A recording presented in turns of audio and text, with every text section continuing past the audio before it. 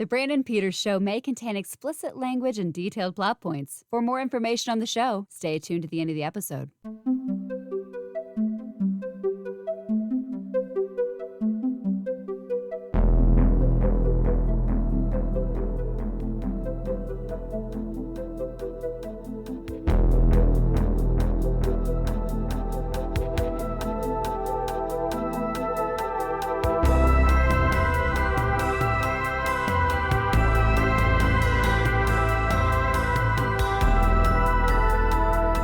And now, here's Brandon. All right, welcome to the Brandon Peters Show. And this is once again the next in line for the series of The Summer of 82 at 40. The Summer of 82 at 40. Week by week, I look at the movies released during the summer of 1982. As always, along for the journey from Forbes, it's the one, the only Scott Mendelson. Welcome back. I have missed all of you, even though when people are listening to this, it'll only be a week earlier. But we actually had like a 3-week break in between, so it feels like it's been a while. We did. Our future selves will hopefully have seen like Nope by now. I'm getting ready for, Nope. So this episode, we'll be looking at July 23rd through the 25th, 1982. And Scott, funny enough, this is the first, I'm going to put a pin here, time capsule ourselves. This is the first time we've recorded one since these have started being released to the folks to hear. So now we can do your feedback. Not now really. we can pretend that we're taking your advice from Twitter. Right. Yeah. Oh, thank you. Oh my gosh. Yes. Oh, that one last. I know we've been ignoring you for weeks and weeks, but we have heard you now. And here we go. Brandon, why am I being killed off? Yes. Killed off and replaced with Aaron Newirth. There. Yep. That was inevitable. That was inevitable. Got to get younger. Younger and less 82er. We do have like it was like what, negative 12 in 1982, right? There we go. No, I mean, how old was he? Like 7 years younger than me? Yeah, he was. I think it was. No, his first movie was negative Batman, 4. so he was negative 4. Okay, yeah. He was negative 4 in 1982. But yeah, but yeah, this has been tons of fun as always. This is a big week here. No more ET at number 1 of the box office. What the fuck? This is one of 2 weeks where he won't be there. So this is like something different for once. You know, this is. I hope it's a family-friendly blockbuster, appropriate for all ages. It indeed is a family-friendly blockbuster for all ages. We'll talk about it. We'll get there. It's the best little movie to talk about for families. But first, as always, we kick off with the news of the moment. It's the news of the moment. The scene for a movie version of Twilight Zone attempted to recreate the terror and the carnage of the hell that was Vietnam.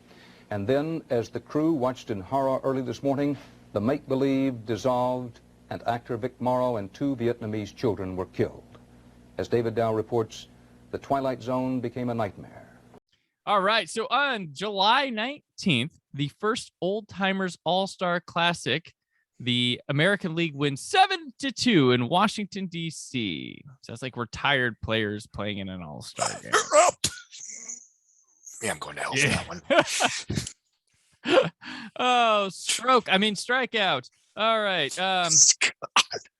On July 19th, David S. Dodge becomes the first. Oh, I shouldn't say this like this because I was like, oh, this is some news. But I'm like, I should more change my tone here.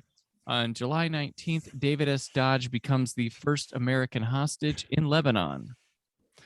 There, I had to change my tone. On July 20th, Hyde Park and Regent's Park bombings. 11 British soldiers and 7 military horses killed in Provisional Irish Republican Army bomb attacks during military ceremonies in London.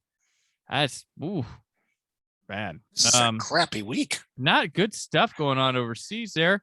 July 22nd, Academic Text Processing Services Academic Text Processing Service Forms in Seattle. On July 23rd, the FCC approves AM stereo radio KTSA San Antonio. They go stereo. KJH in LA and KFRC in San Francisco become the second and third AM stations. Maybe they're still kicking around today. I don't know. At the AM radio, got bought by Clear Channel like everyone else. On July 24th, the best Little Whorehouse in Texas closes at the E. O'Neill New York City Theater after 63 performances. So there was like a short little run before a certain film we're talking about comes out. Maybe that was to build some hype in the New York area because, like, Texas, we don't want anything to do with that.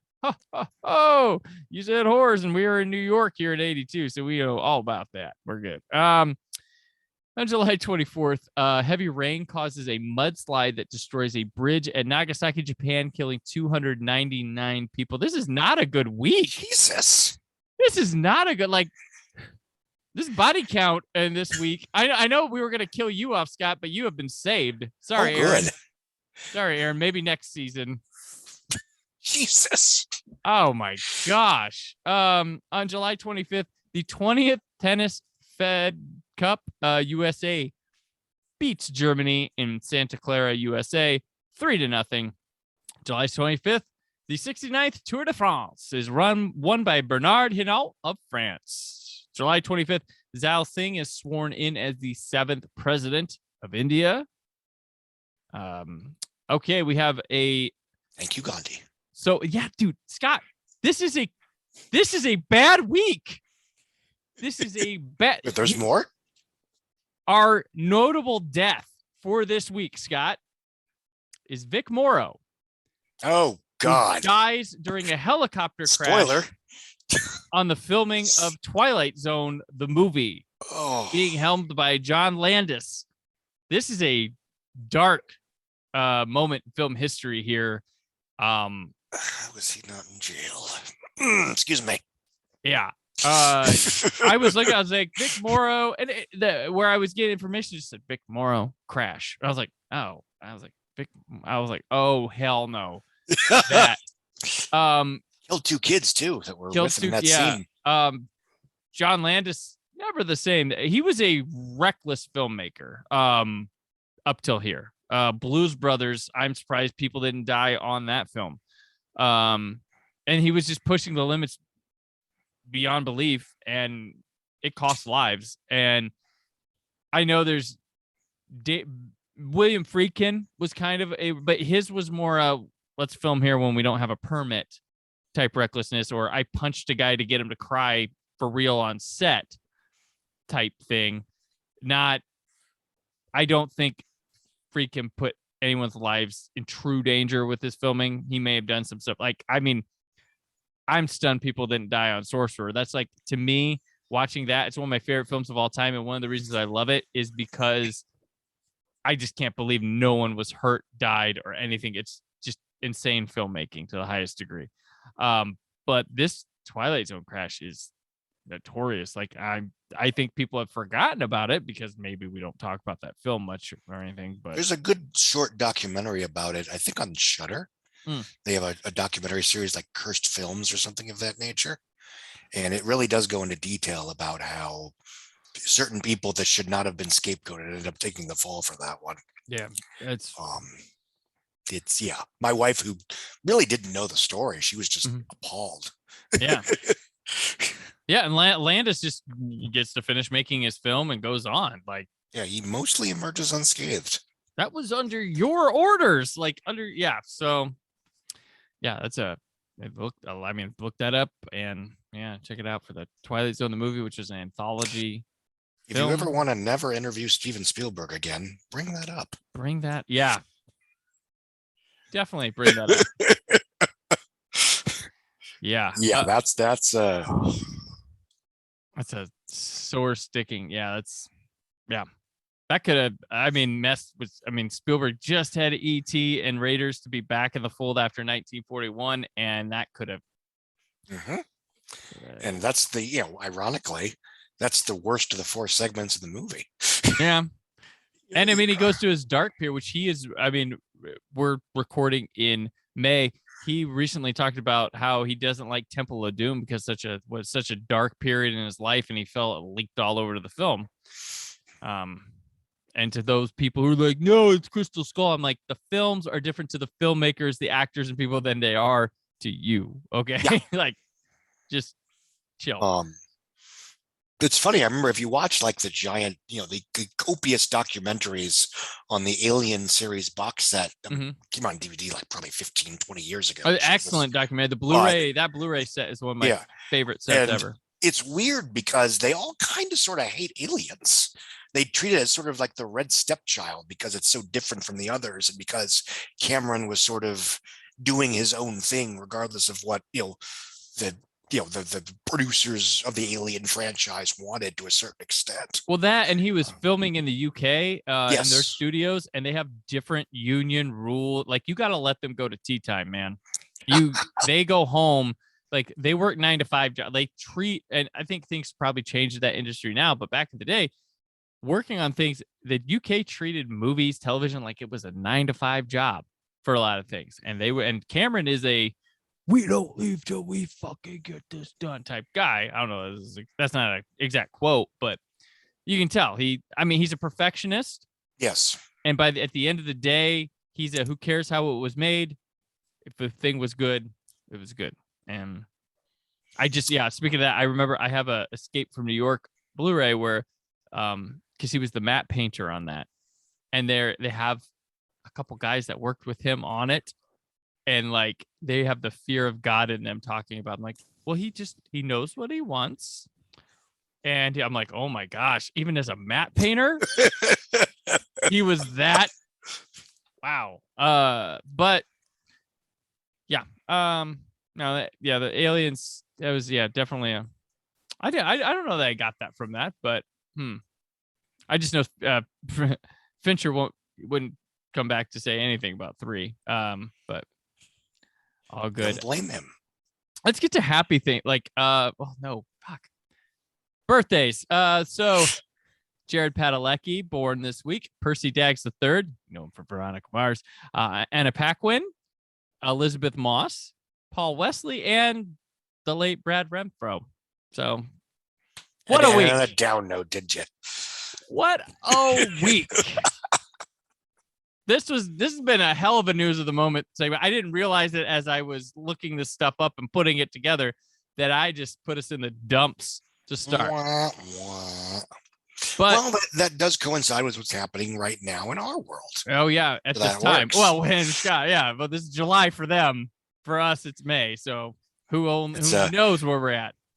It's a couple days after the alleged opinion revoking Roe v. Wade was leaked to Politico. Yeah. And everyone's sort of right now, they're sort of bracing for the inevitable. Right. And we'll see what that looks like when you listen to this in mid-July. Yeah. They're like, why are these guys so happy? Like, yeah. So we've got the mood set right. Our first film this week is The Challenge. The Challenge. This is the brother of the sword I want. Where is it? The challenge of honor. One fights to survive. Courage. There's a lot of things in this world a man has to do that he don't like. And an American who must face his own destiny. Give me the sword. Come and get it. The Challenge. Rated R. Starts tomorrow at a theater near you. Check newspapers for theater and times. Directed by John Frankenheimer, written by Richard Maxwell. This is his debut script. He would write The Serpent and the Rainbow and some TV shows later on. And John Sayles wrote this, coming off The Howling and Alligator, which Alligator's rad. Go see it. And I really like that one. It's awesome, dude. Robert Forster and that script. Oh, have it. That's such a fun movie. And Ivan Moffat is uncredited on it. He wrote the movie Black Sunday. This one stars Scott Glenn, Toshiro Mifune, and Donna Kaye-Benz. There's a special credit here, Scott. The technical advisor on the film was Steve Seagal, who would later Steve Seagal. He would add an N to his name when he got in front of the camera, but he was the technical advisor on the challenge, which the challenge is about a down and out American boxer who becomes involved in a feud between two Japanese brothers. So, and this is this comes from CBS Theatrical Films. So CBS TV tried their hand at films in the early 80s, and it was like short-lived. This is one of them. And they would come back later because they would have that like Harrison Ford, Brendan Fraser movie, right? Where they was like, I'm already working around the clock. They would try their hand at films again. Remember that? Huh? I remember that. Yeah. That never became like, that never stuck as a meme or a GIF or anything. But yeah, so this is, I'd seen the poster for this. I'd never seen the movie. And I thought it was Chuck Norris on the poster. It's Scott Glenn? Sure. This is 2 years off of Urban Cowboy, and next year you'd have The Right Stuff. On television, you may have seen this as Sword of the Ninja. It's 10 minutes shorter and adds fades for commercials. Scott, what'd you think of The Challenge? I mean, watching a 40-year-old movie starring a character actor that I've come to enjoy, starring in a relatively unapologetic fish out of water schlocky action film, I enjoyed myself. Mm-hmm. It's not, I'm not going to say it's good, but it was entertaining. It looks nice. The action scenes are interesting. Glenn is obviously very good in a leading role. The action finale is appropriately over the top by 1982 standards. Mm-hmm. And you know, it's you get what you pay for and not Right. much more than that. But again, if you want to see Scott Glenn become the last samurai, basically, then that's what you get. Yeah.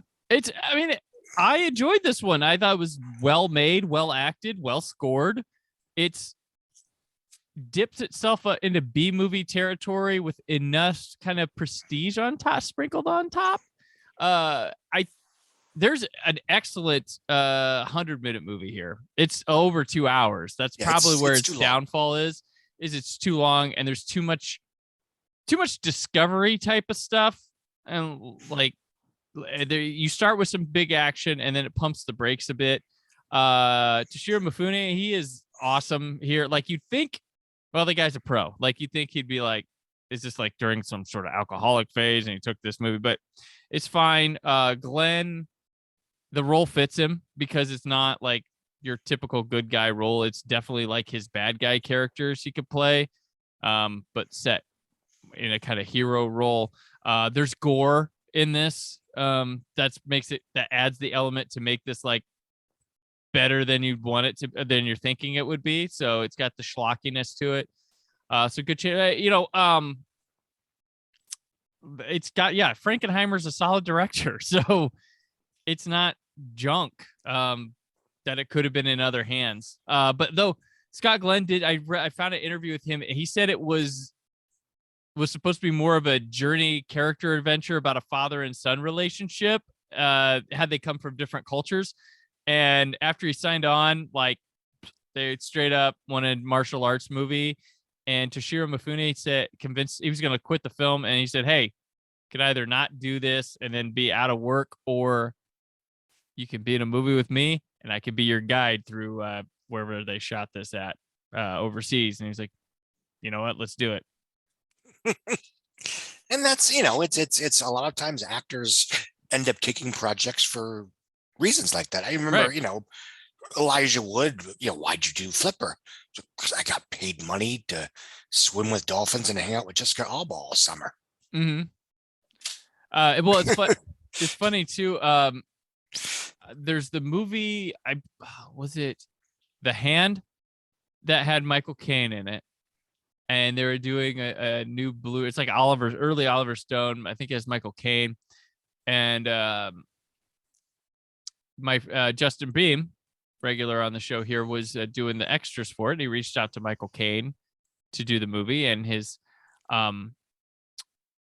producer said like something, or his handler or said something about like Michael's, we're gonna have to turn you down because Michael said he'd love to do it, but he has no real memory of that movie aside from not really enjoying the film when he saw it like 30 odd some years ago, but he does have fondness for his like kitchen remodel he was able to do with or something like that. Like that was Is that like a running gag with him or something? It was like that was his rejection, because a lot of people like with offshoot here talking about Blu-rays, but like a lot of people would get shit for like people when they do these movies, collector's editions, like you didn't get an interview with so and so. It's not for the lack of trying.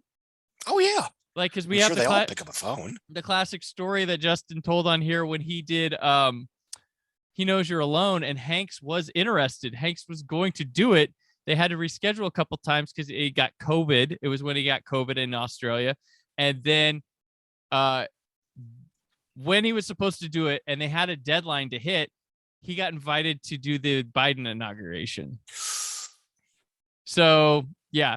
So that, and they had to hit deadline. So it didn't work out, but Hanks did want to do an interview for that. So it's not like they don't try, folks, but I haven't seen any like collector's editions of The Challenge. I think Kino Lorber put it out on Blu-ray. But yeah, no, this is a movie I would actually watch again. I think sometime, not soon, but I would actually probably not mind. Like if I was on a streaming service or something, The Challenge. Yeah, you know what? Pop The Challenge on. Or if I was doing some work, pop it on in the background. Works really good like that. Like I think I thought I was surprised. I was like, you know what?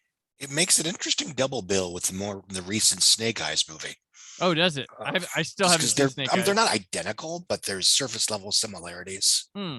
Where a roguish character gets involved with a quasi family feud between,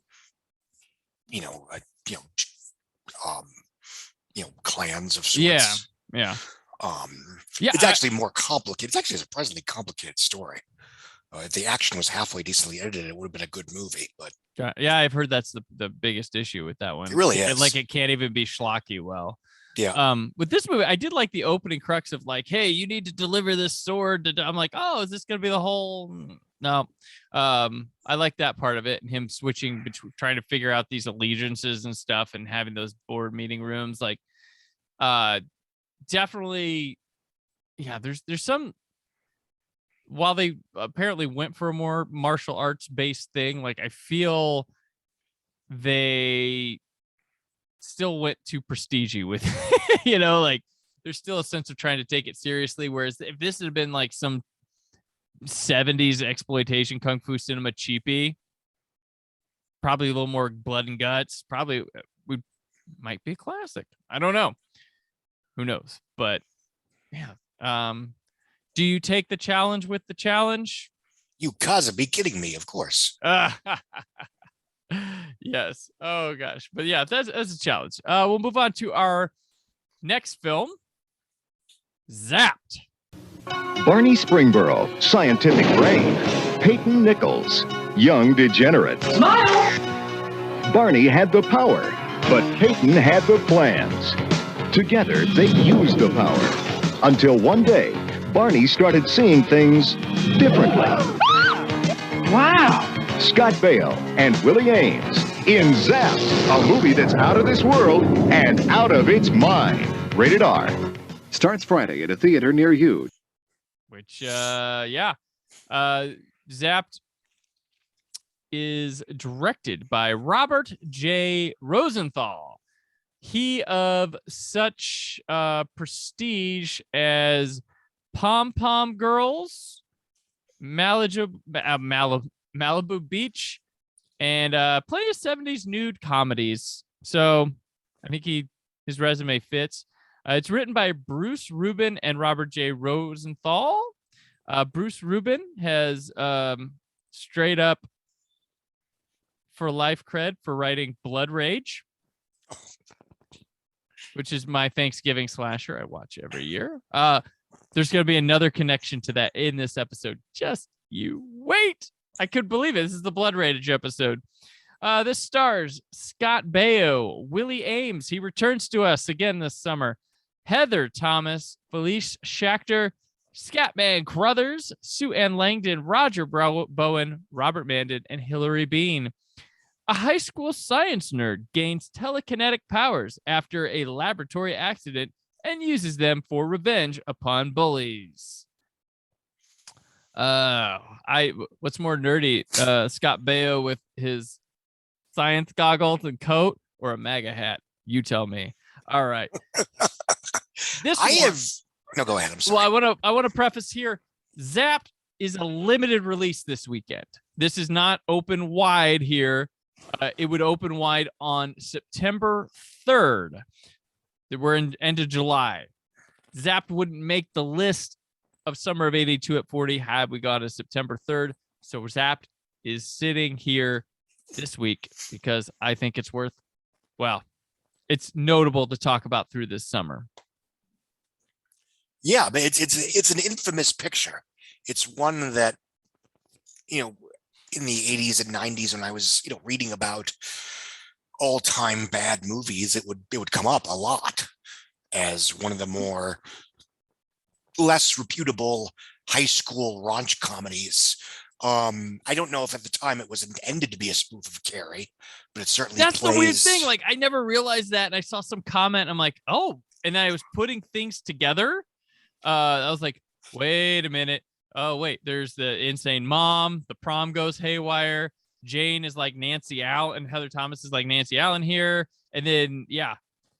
So, yeah, One nice thing I will say about this picture is that it stars Felice Schachter. Is that her name? From Facts of Life. Yes. As a character that is initially introduced as the friend. Mm-hmm. She's supposed to be like the nerdy girl because she wears glasses. Mm-hmm. Spoiler, sweet Jesus, she's hot in this film. But to the film's credit, it does not spend the entire film with him lusting after the blonde cheerleader, only to realize at the end that the real girl that he should have been with was there right in front of him. Yeah, they actually end up hooking up about halfway through the picture. Mm-hmm. And at no point are you expected to think that Bernadette is anything less than a knockout. Right. And Bernadette is always there. Like, she knows the secret right away. She helps him with it. It's not like something that she discovers. And I like that Scott Baio has no interest in Heather Thomas in this movie. Yeah. Like, it never happens. His friend does, and no interest. He doesn't like get to sleep with her and then find out, oh, I should have been with Bernadette. Does not happen. No. And I was surprised. Yeah. To be honest. Excuse me. That's what some better movies would do. Even. Like, that's a surprising thing. That's what I've, because I had never seen this before this podcast. It's bad. It's as bad as you've heard. It's sophomoric. It's amateurish. It's not remotely funny, but it's not offensive. At least I didn't find it offensive. There is a little bit of raunch. It's an R-rated picture, but I guess I was expecting something like Revenge of the Nerds with superpowers, or like shitty weird science. Yeah. Shitty weird. That's a good one. But it wasn't more weird. It was just, I think, it was just a mediocre rom-com with a weird sci-fi hook. And it's just, I felt very indifferent the entire time. Yeah. I would have opened it wide this weekend, though. There's no teen movies this summer. That's why probably Porky's did so well. Like, teens will go see a lot of different movies, but there's no like teen comedies there. And I mean, granted, this movie does very well at the box office for what for the times and what it is. But yeah, like I would have opened here wide. Fuck it. Sit there. And it's also hitting. I've noticed there's no teen movies, but now we're getting into end of July, beginning August, and back to school time. And now here come the teen movie. We got a couple more biggies. We're building up, the notoriously bad one, Zapped. We've got a cult one, and then we've got the big one coming up in like within the next couple of weeks. And yeah, like I would open it wide, but it is not. Does it open wide until September 3rd? September 3rd. So it starts here limited, and then lets the other two movies jump over it, and then comes out probably on a wave of success from them, getting maybe a little more interest, but. Baio was on TV at the time. Was it Joni Loves Chachi or Charles in Charge? So he would have been a draw, like yes, more so than some of these other movies would have had. But you got him. You have Heather Thomas, who that would have been a draw. She was on the Fall Guy at the time, and she was a pinup girl of the 80s that time has forgotten. Like she was a thing. A lot of TV guest stars.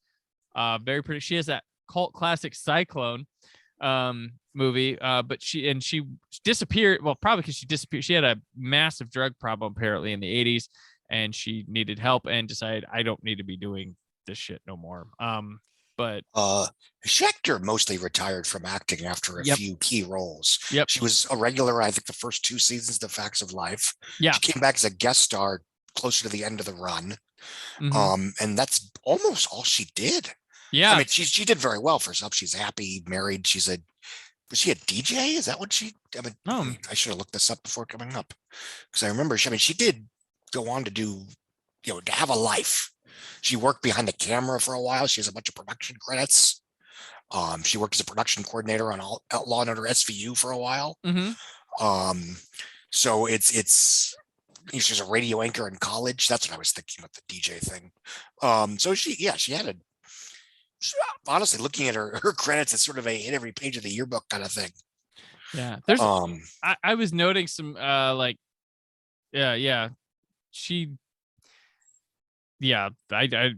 was noticing some like crappy like lines from this movie that I'm like, oh gosh, this is where we get those, living up the stair layers, like the you know what you need? A girl.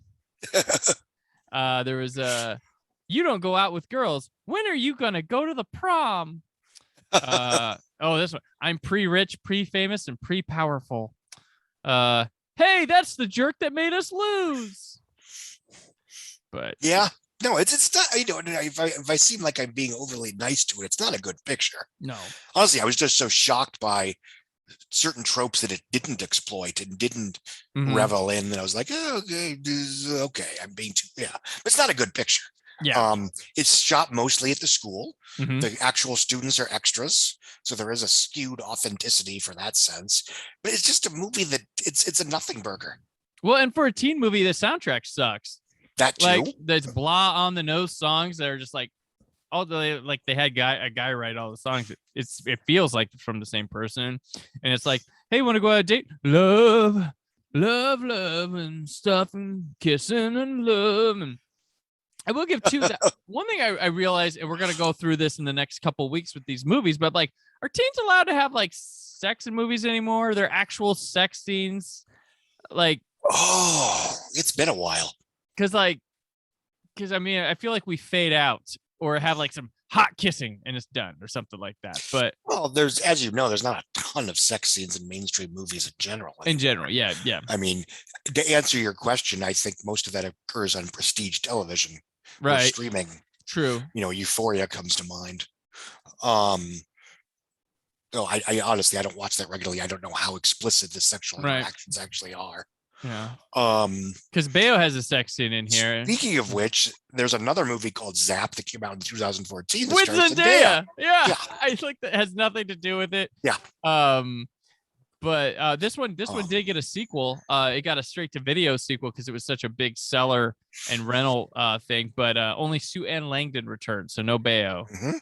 No Baio. But yeah, there's the Zendaya Zapped. Double Z. But yeah, but it is what it is. I guess I was surprised by how bland it was. Mm-hmm. Yeah, it's Scott Baio. It's cast away from being one of those trauma movies they were making before Toxic Avenger. Like that's really where it's at. Like, because they were making these little sex comedies like Stuck on You, Waitress. Like they were they were making all these movies that would have exclamation points at the title, and they'd be like these stupid sex comedies that were shot cheap and just no. And Heather Thomas, just her character's a shithead in this movie. And I felt like there's definitely a virgin horror thing going on here. Yeah.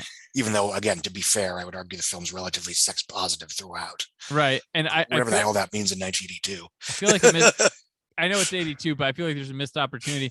The bully guy and Willie Ames have some nice chemistry. Like they should have hooked up.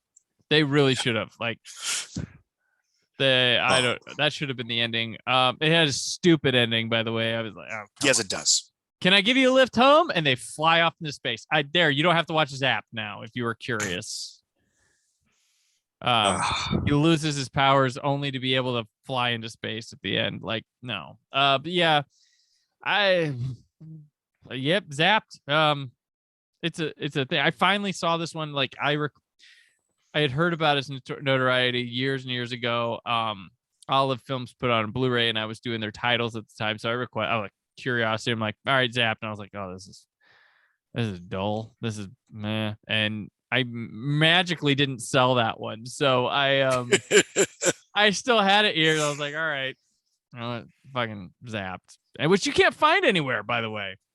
Yeah, yes. Yeah, it's not existent. So I had to slit a through. God, that's hard to say. Scott, don't talk about murder on this episode. This is the dark episode. To get it. Oh, Scott, this is the dark episode. Yeah, it works. Well, then keep it going. Meet Dr. Charlie Michaels. Am I the only sane person in this hospital? Meet Dr. Amos Weatherby. Am I the only sane person in this hospital? Meet Anne. She puts up with them every week on House Calls. Charlie's got a great bedside manner. To me, your body is merely tissue. Really? Well, it wasn't tissue last night. And Amos is greatly confused. You're new here, aren't you? I'm in my 3rd month. Well, try to stay off your feet as much as possible.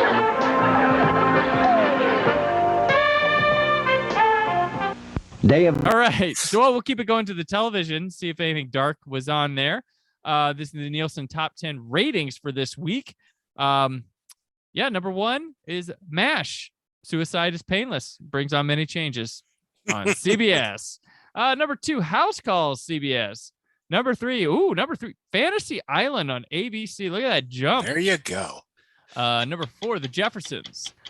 Number 5, Scott and I give 3 cheers for Hill Street Blues on NBC. Number 6, Alice on CBS. Number 7, Trapper John MD. Number 8, Love Boat ABC. Number 9, 60 Minutes of CBS. We're going to have all scripted shows. All scripted shows till then. And number 10, Scott, WKRP in Cincinnati on CBS, which would be a rerun because we just went through the 40th anniversary of the airing of its final episode a few weeks back. So this would have been a rerun at number 10, which means our whole top 10 is probably in reruns. Probably have been, but it's interesting. This is the middle of the summer, so. Yeah, what did people tune into? Again, and the 60 Minutes head office is probably like, how are we not number 1? How are these reruns? New. How are these reruns? Which Netflix experiences with well, actually, our shows are The Office and Friends, but yeah. All right, so this is the dark episode because next movie is The World According to Garp.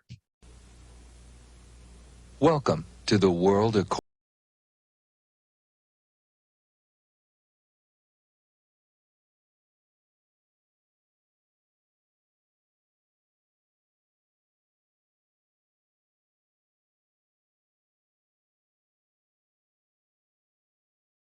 Be safe here. Robin Williams is Garp in The World According to Garp.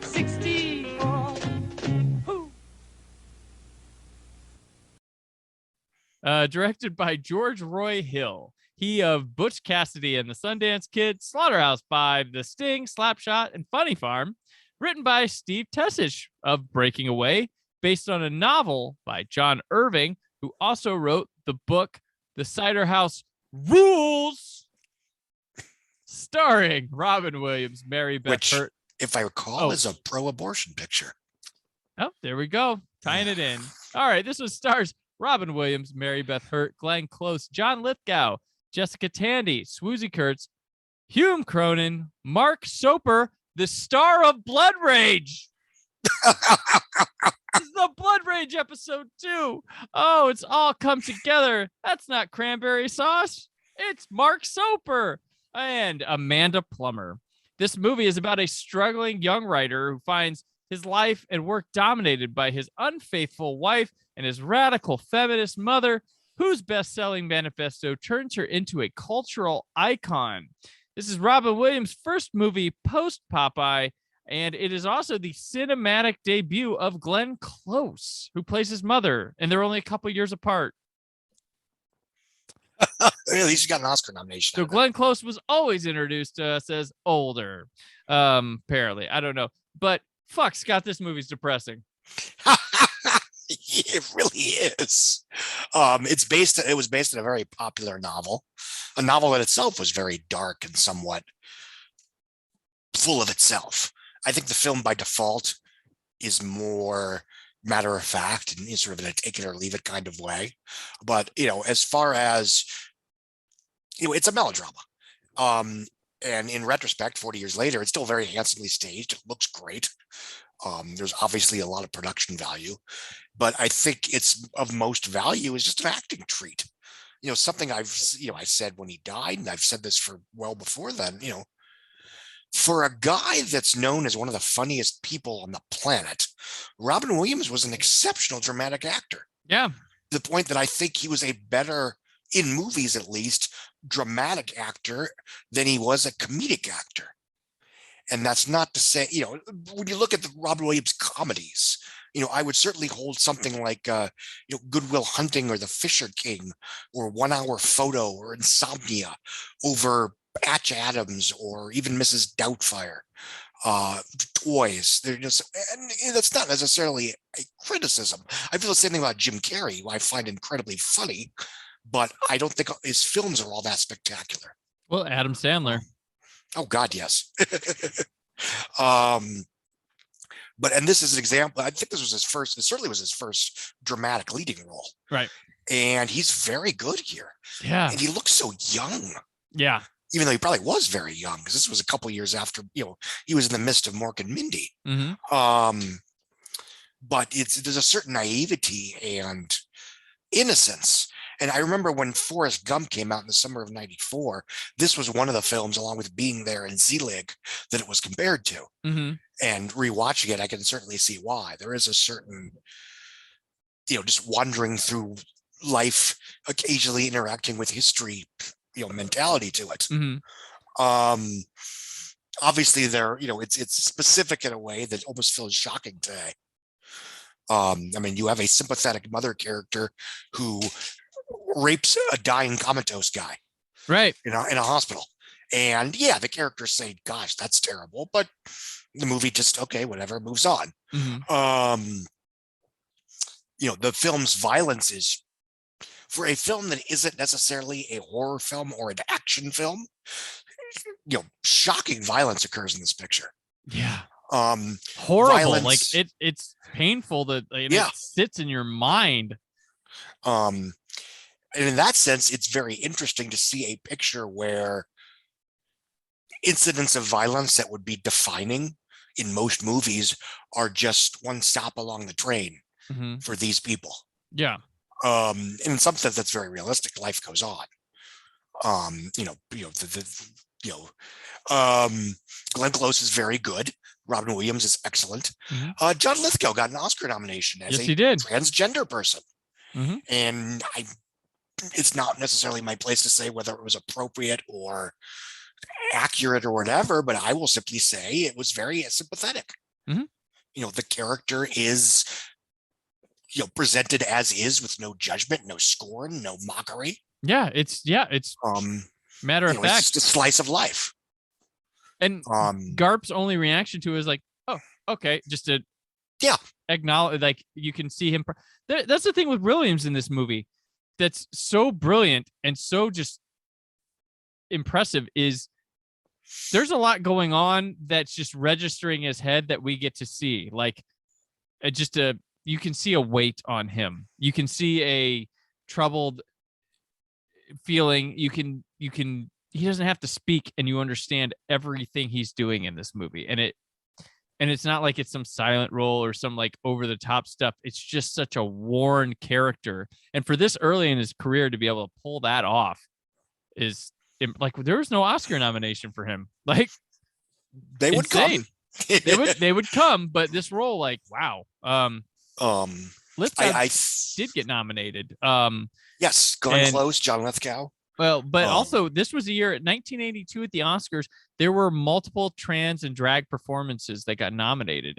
Dustin Hoffman for Tootsie, Julie Andrews for Victor Victoria, and Robert Preston for Victor Victoria, and of course Lithgow for the World. That I did not know, or at least I didn't put two and two together. Yeah. So yeah, I mean, I it's a good 3-star picture from a time when films of this kind were slightly more par for the course. It's just a solid drama back when it was just, a movie. Yeah. And I don't necessarily want to give it too much credit because it's such a lost art form, but it is certainly is compelling, both because of its quality and because, of who's in it and watching them at the beginning of their careers, respectively. Right. Yeah. What had Lithgow done all that much before this? I think he'd done Blowout. He'd been with De Palma. Yeah. But no, he'd been around. And I think Robin Williams, and again, not to armchair analyze here, but he obviously was a very funny guy that was suffering depression or existential, whatever. Yeah. And that, the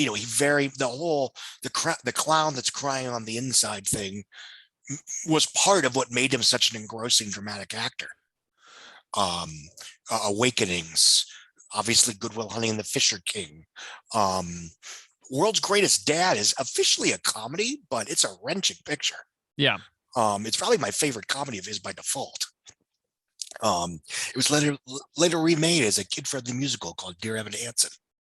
And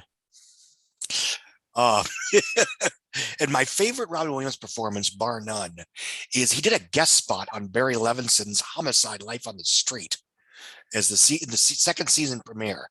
Levinson, of course, had directed him in Good Morning Vietnam, which I believe was his first Oscar nomination. So this was sort of, doing a favor for a low-rated television show. And he played a tourist whose wife is murdered in a robbery.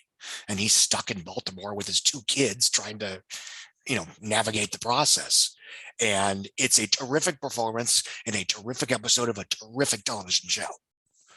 I don't think it's actually streaming anywhere, but if you could track it down, and this is not you per se, but people listening in general, if you want to see basically the origins of prestige TV as we know it, Homicide: Life on the Street is absolutely it. You recommended it to me back in the day, which actually I had watched an episode in one of my college classes because it was just such a well-written show, and just like we were talking about the evolution of like police procedural dramas and stuff like that, and that was one of the important steps to my professor at the time was that one. I believe we watched the episode with can't remember his name.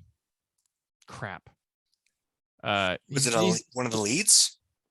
He played that one show where he was the guest star for the episode, and he had it was something with keeping his son hostage or something. Oh, that's late in the game. Yeah. Giancarlo Esposito was one of his highlight episodes. But that was one of the last episodes ever.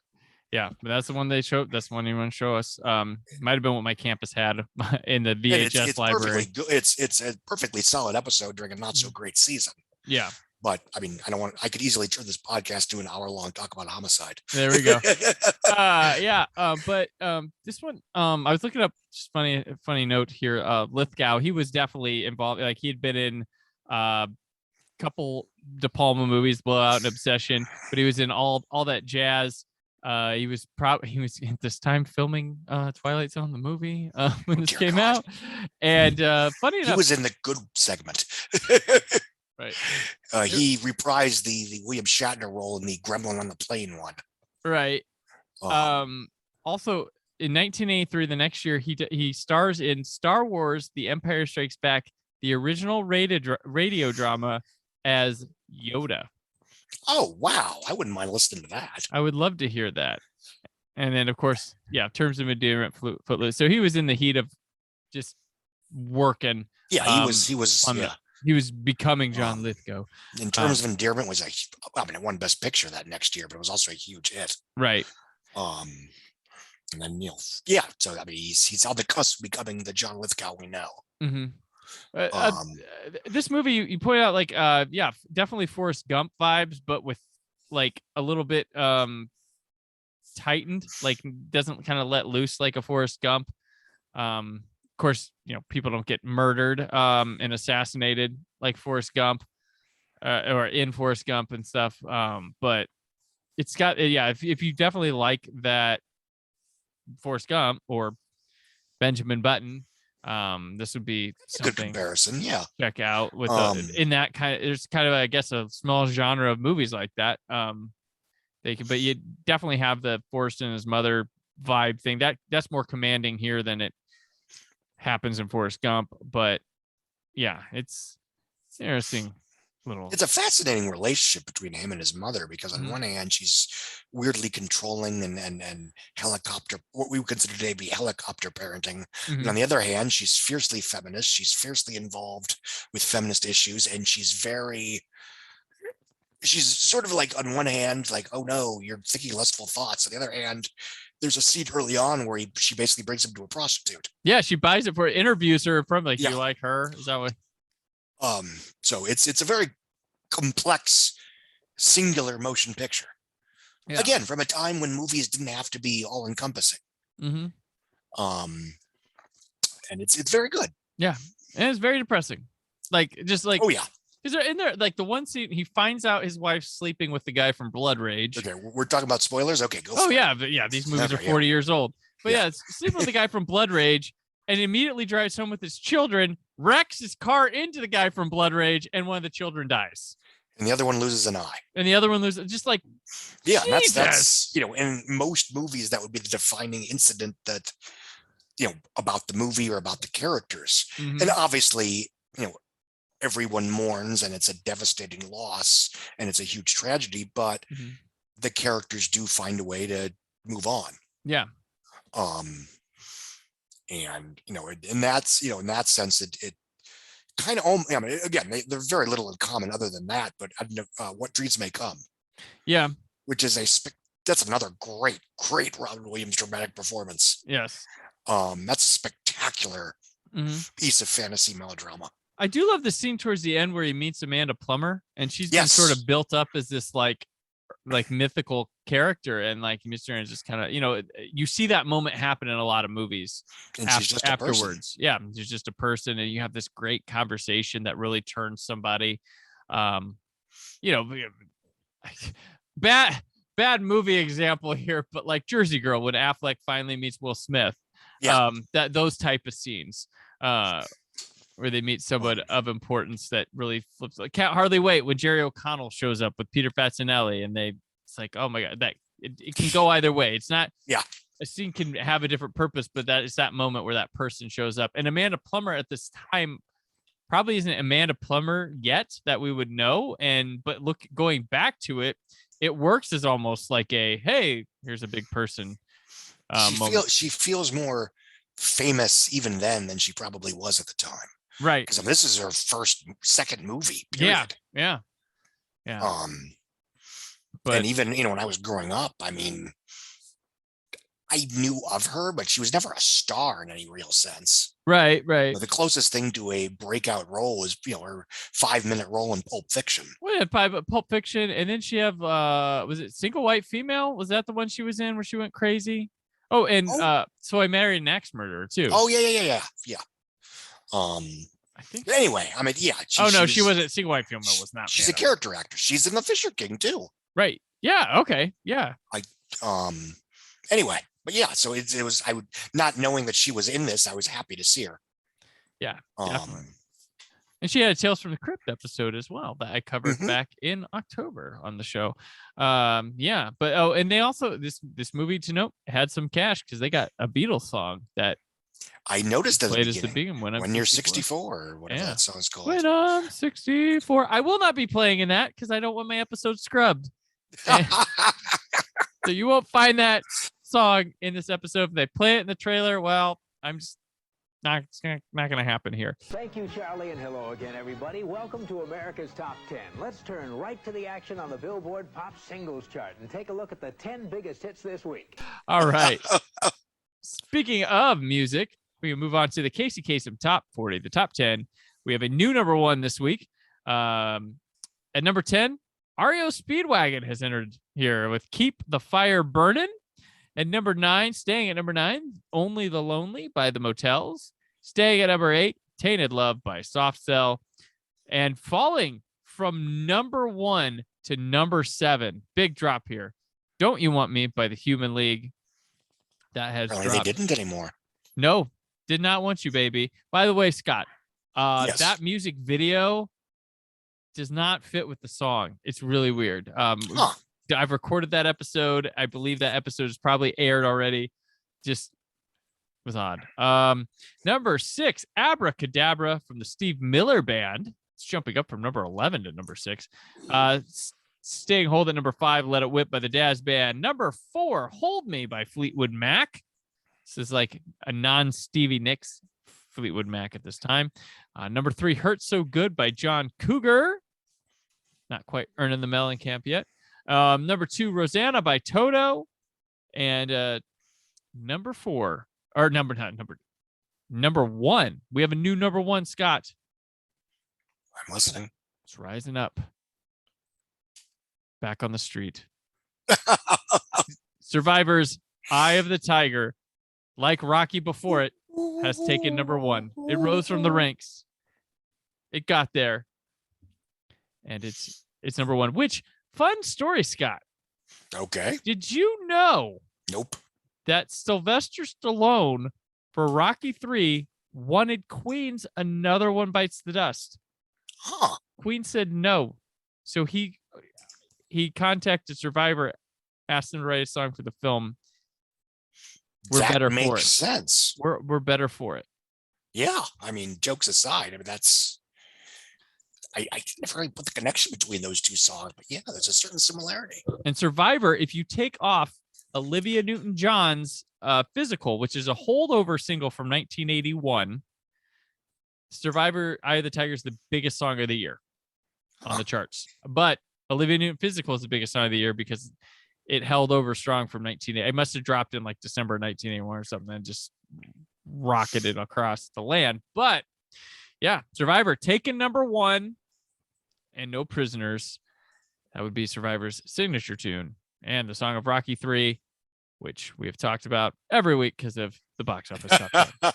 But now we're going to talk about a heavyweight champion of its own, the best Little Whorehouse in Texas. Down at the Chicken Ranch, where a lonely girl could have a chance and a homely boy could find romance at the Chicken Ranch. The sheriff and Miss Mona for years had been red-hot lovers and real good friends, but trouble snowballed like an avalanche at the Chicken Ranch. When Melvin Thorpe, a reporter of sorts, a self-righteous crusading fanatic, got on TV like you wouldn't believe and pointed a finger right at it, exposing Miss Mona, accusing the sheriff, then it rose to a roar from a whimper. It got all out of hand, a fit hit the fan when Thorpe stirred up everyone's temper. The Chicken Ranch has been recouped into song and dance, and I know you wouldn't want to miss the chance to come to the Chicken Ranch. It's foot stomping, rug romping, sexy, good fun. Come on down and bring someone. There's good times and trouble and fiery romance at the best little Texas Chicken Ranch. So long, partner. Y'all come back now, you hear?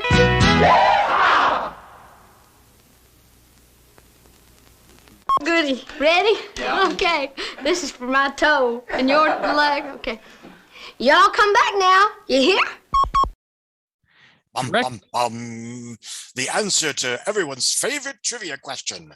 What film dethroned E.T. the Extraterrestrial after several weeks at number 1 in the box office? Spoiler, it was not Star Trek 2 or Blade Runner. And you know what? In some places, it was called The Best Little in Texas. We'll get to that in a sec. This is directed by Colin Higgins, written by Colin Higgins, on the play by Larry L. King and Peter Masterson, starring Burt Reynolds, Dolly Parton, Dom DeLuise, Jim Neighbors, and Charles Durning. A town sheriff and regular patron of historical whorehouse fights to keep, or patron of a historical whorehouse fights to keep it running when a television reporter targets it as the Devil's Playhouse. So Higgins, this guy who directs it, this is the writer of Harold and Maude, and Silver Streak. He wrote and directed Foul Play. This is his follow-up to 9 to 5, which was huge for Dolly, huge for him. It's here. Burt Reynolds, year following Sharky's Machine and Paternity. Year following Sharky's Machine, Paternity and the Cannonball Run was the previous year for him. He had a huge year previous year. And he has Best Friends with Goldie Hawn that next year, as well as Stroker Ace, and The Man Who Loved Women, and Smoking the Bandit 3. So this guy is just in this, I'm doing 80 movies a year type thing. People are going to see my movies. Dolly Parton, this is her first film since 9 to 5. Her next film after this would be the disaster that is Rhinestone with Sylvester Stallone. Best Little Whorehouse in Texas was pitched with Shirley MacLaine and Diane Cannon in mind for roles. And Willie Nelson was supposed to be the opposite Dolly Parton, but as well as Mickey Rooney was supposed to be in the Charles Durning role, but Burt Reynolds was like, why don't you get Durning?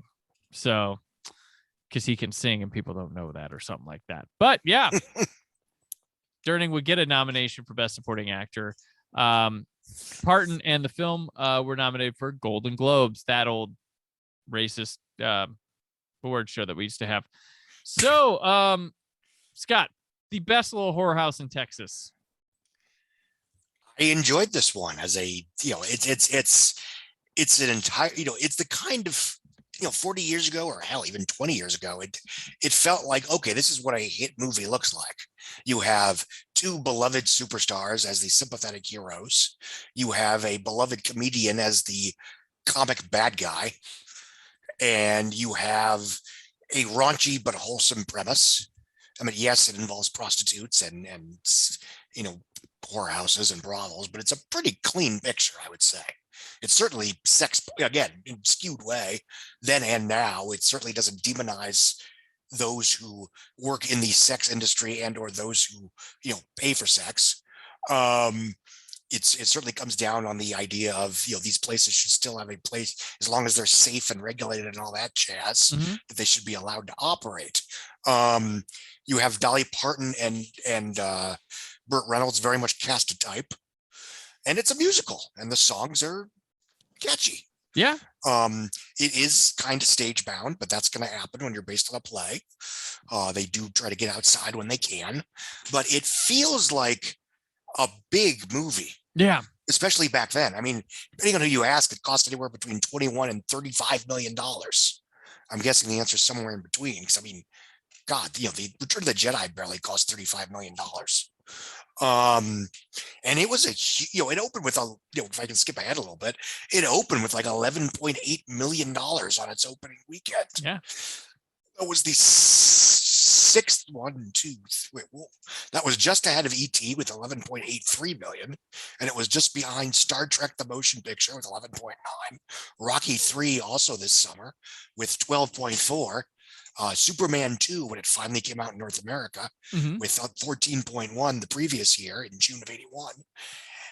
And the current record holder from a month ago, Star Trek 2, The Wrath of Khan, with $14.3 million. Two things to note about that. First of all, you had four of the 6 biggest openings of all time this summer. Yeah. Unless I did that wrong. No, I didn't. And by default, the Best Little Whorehouse in Texas has the biggest opening weekend for a non-sequel and for something that isn't like an action fantasy whatever. It's R-rated too, right? Yeah. Is it R-rated? Yeah, I think it's R-rated. I should have looked that up, and I apologize for not doing so. Yeah. I have to assume so just because of the subject matter. Right. But again, it didn't strike me as a particularly vulgar picture. No, it's not. That's the surprising thing. You would think they could get away with PG-13. Well, this is 1982. Yeah, but it's 1982. I'm sure if it were re-rated, it'd probably get a PG-13. Yeah, it is rated R. And yeah, I very much enjoyed watching it just because it's a fun movie. Everything about it is enjoyable. Everybody is comfortable. They're very, as I said, everyone's cast a type. It's a prototypical Burt Reynolds star vehicle. It's Dolly Parton. Basically, here's why I'm a star. Well, and it's this time where like people like Burt and Dolly, I'm going to see that. I don't give a shit what it's about. It's Burt and Dolly. Like, yeah, that was a huge combo. And they know Dom DeLuise from being in like Cannonball Run with Burt Reynolds and other, like they were a little bit of a tandem. And like, that's what people will go see a movie. Like, who cares? I get to see Burt doing his thing. Dolly Parton's a goddess at this, like, you know, like people love Dolly Parton now. Yeah. She's old and stuff. There's a good chunk in like the 90s where she wasn't cool no more, but like 70s, 80s, she was like one of the top stars you could get on the planet. Like, yeah. I mean, she was a huge celebrity, justifiably, I would say. Yeah. And this is what an event movie for adults basically is what this is. Yeah. And I mean, you know, I know the film got mixed positive reviews when it came out. But both in terms of its surface level value and in terms of its educational value, I found it fascinating. Mm-hmm. And of course, there's a huge twist at the end where the movie's over. There's a somewhat downbeat, but not super downbeat ending. The whorehouse is forced to close, but the sheriff basically convinces Dolly Parton's character to basically run away with him to Congress, for lack of a better word. And she breaks out into song. And what song does she sing? She sings "I Will Always Love You," which charted at #1 again because of this movie, but it's a repurposed one to fit the movie. Yes, which of course would be remade exactly 10 years later. Well, 10 and a half, with Whitney Houston's The Bodyguard. Yeah. So like that took me by surprise watching. I was like, wait, that's not from this play. And then I wasn't sure. They threw 2 Dolly Parton songs into this movie. The one Sneaking Around is a Dolly Parton song. They removed 5 songs from it. And she had 2 other songs for this movie that were cut. Where the Stallions Run, it got restored in the television version of the film. So you know how we talk about that. There's an extra song. So yeah, so this was kind of, you know, when not all the songs make it when you go to the film. It's a common thing that happens.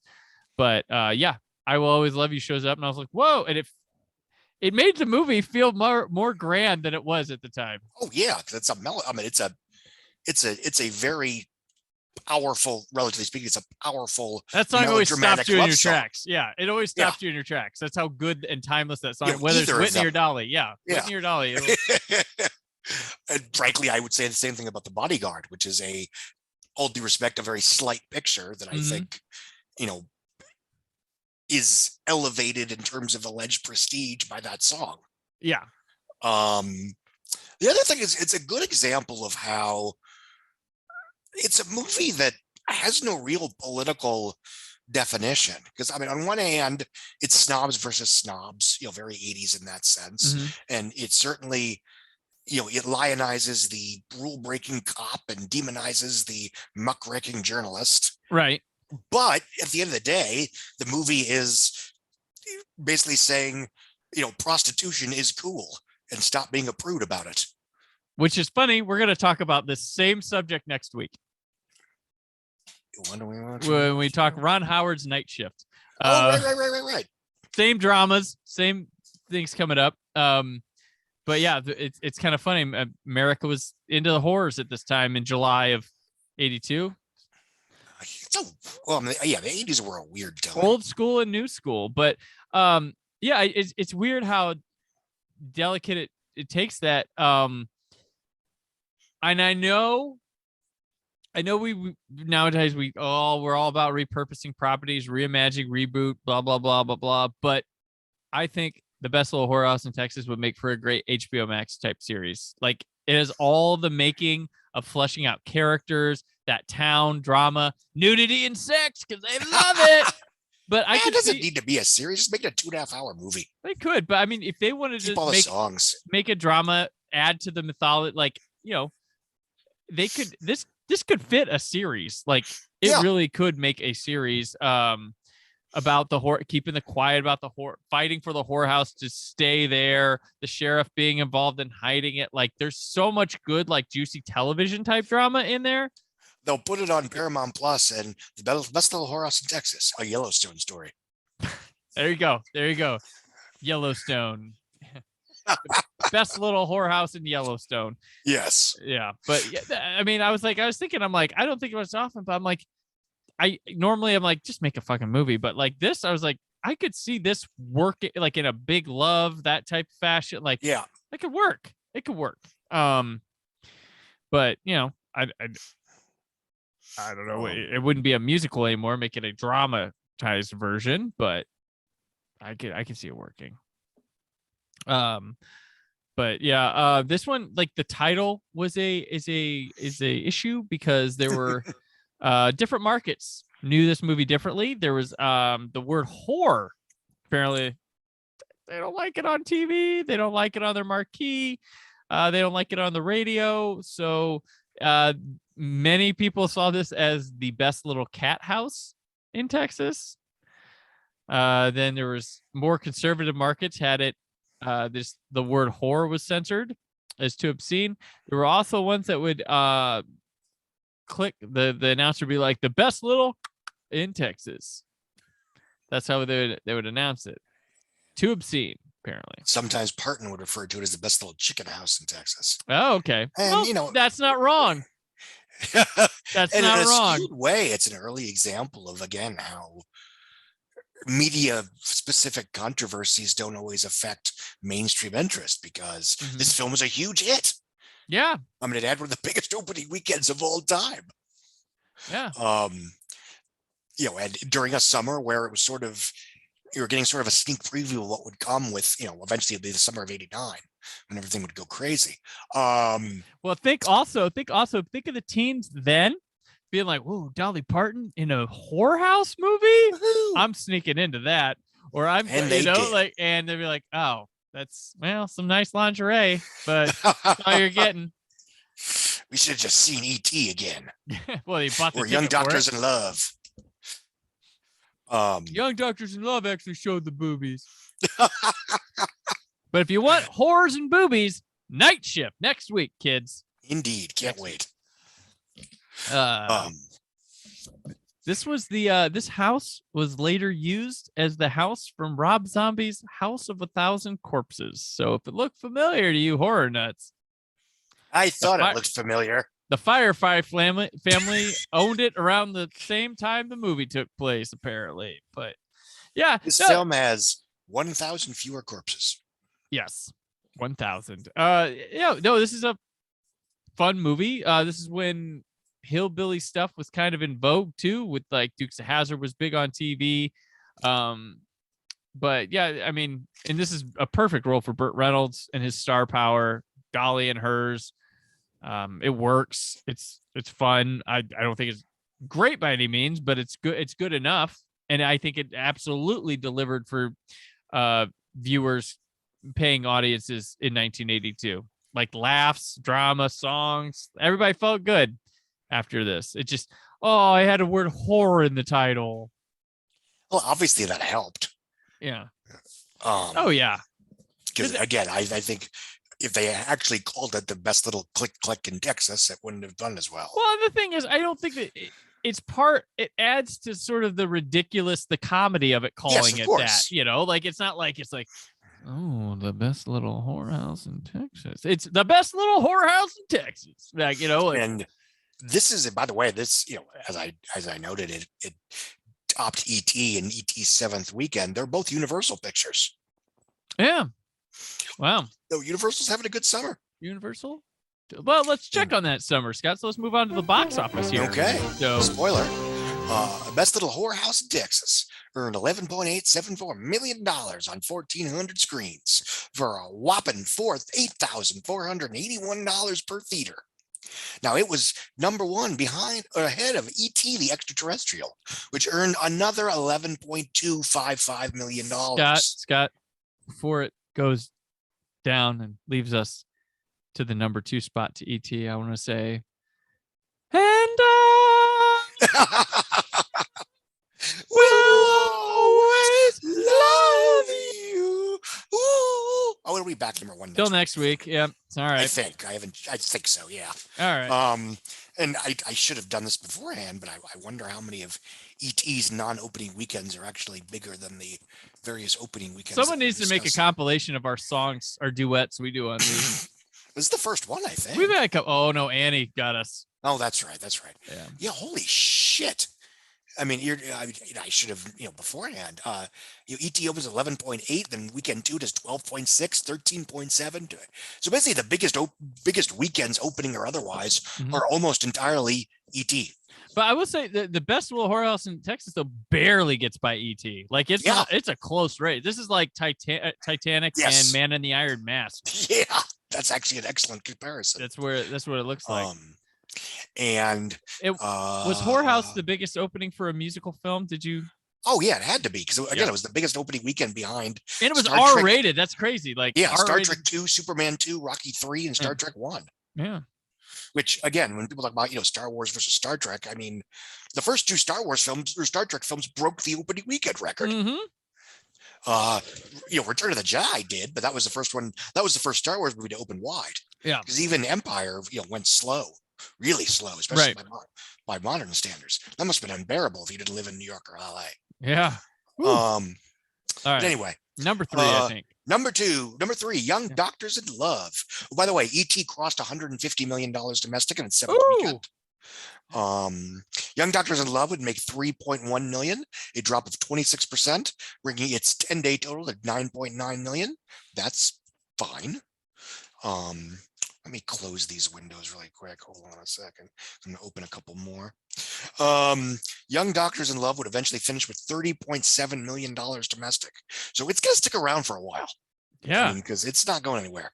The World According to Garp opened in 357 theaters this weekend with a decent 2.9 million opening. That's an $8,129 per screen average, just below Best Little Whorehouse. The World According to Garp would have leg out to 29.7 million, which is more than good enough. It would never play in more than 560 theaters.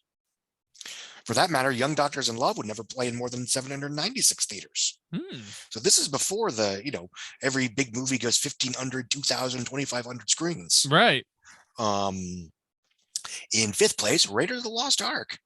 In its second week of its... In its $2.8 million second weekend, dropping just 35%. It has earned $9.5 million total in its reissue, bringing its total to around 220, I think. Let me see. It would eventually earn 21 million.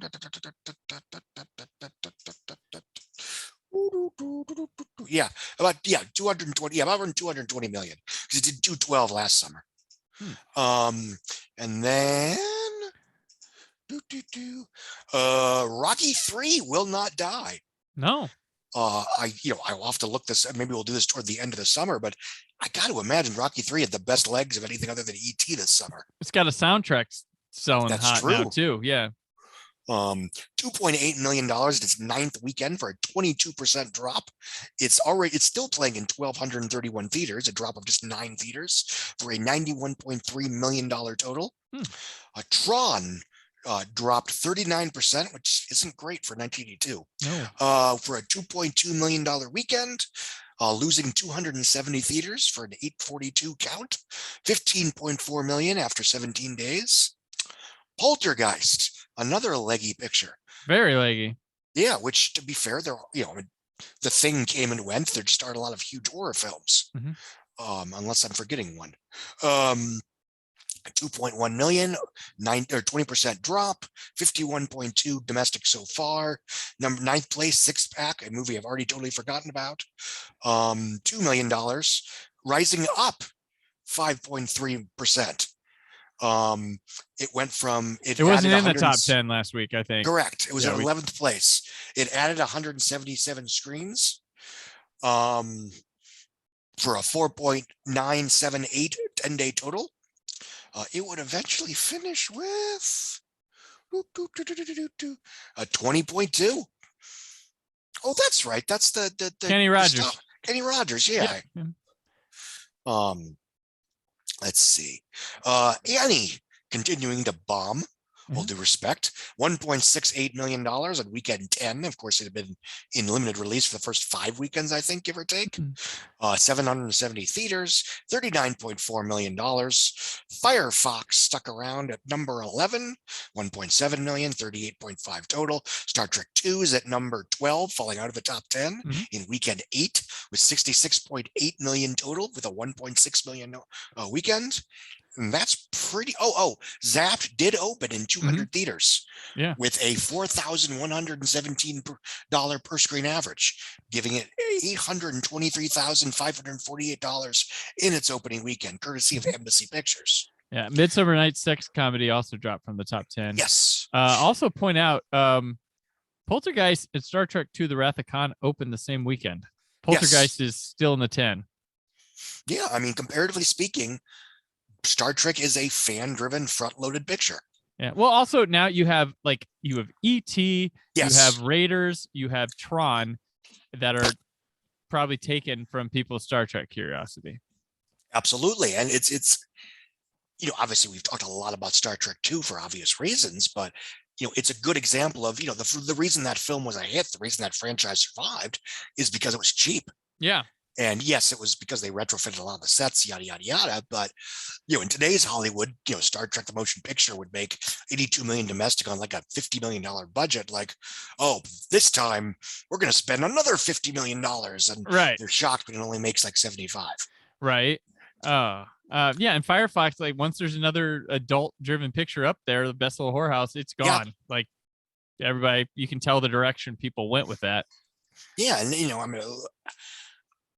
again, I don't have the math in front of me, and maybe I should, but I do wonder to what extent, we're still seeing a situation where these pictures still do most of their business in the first 6 or 7 weekends, which I'd argue is still the case today, even with all but the leggiest of leggy releases. So, Firefox, for example, that did 38.5 divided by 46.7. Yeah, that did 82% of its money by the end of its 6th weekend. And that's actually pretty leggy by today's standards, but that was probably pretty normal back then. Right. Which I guess my point is that the super leggy likes of E.T., Beverly Hills Cop, Ghostbusters, Back to the Future, and, Forrest Gump eventually, and, Jurassic Park, those weren't that common even in the good old days. Yeah. And I'll stop there because I'm rambling. Gotcha. No, and to Annie here, tomorrow, I love you. Tomorrow, you're almost out of the top 10. So, bye. Annie. That's okay. Yeah. I'll let that one go. Yeah.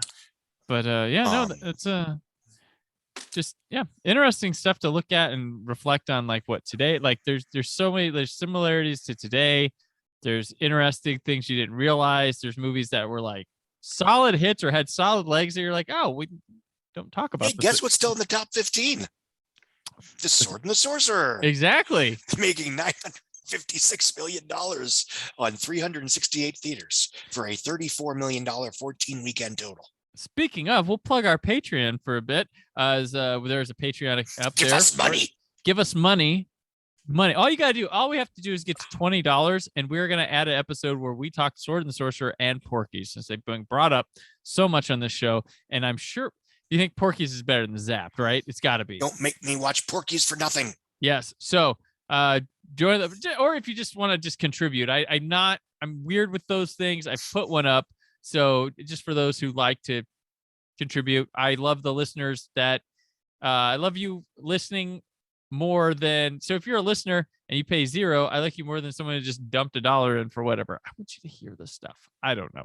So whatever. If you want to chip in, that's great. Patreon.com/Brandon Peters Show. Look in there. I'm new to that. So if it's not as mobile or awesome as a lot of other better shows, as Patreons, it's okay. But yeah, Scott, that'll do it for this week. Again, always fun. For July 23 through 25. Nice see E.T. not in the top 10. It will drop one more time. Who will defeat it? I know who it is, but do you know? Yes, you'll look it up and find out. But until then, let people know where they can keep up with you. Forbes.com, the ticket booth. I'm at Twitter at Scott Mendelson. And that's about it. All right. I'm on Twitter and Instagram at Brandon4KUHD. Tune in next week as Scott and I start working the night shift with Chuck Norris and Matt Dillon. But who will be the last American virgin? All that and more. Working on a night shift. Ooh. No, that doesn't work. Oh, all that and more, as well as we say farewell to July and hello to August in the summer of 1982 at 40. We're rounding Act 3. Turning that corner. The summer of 82 at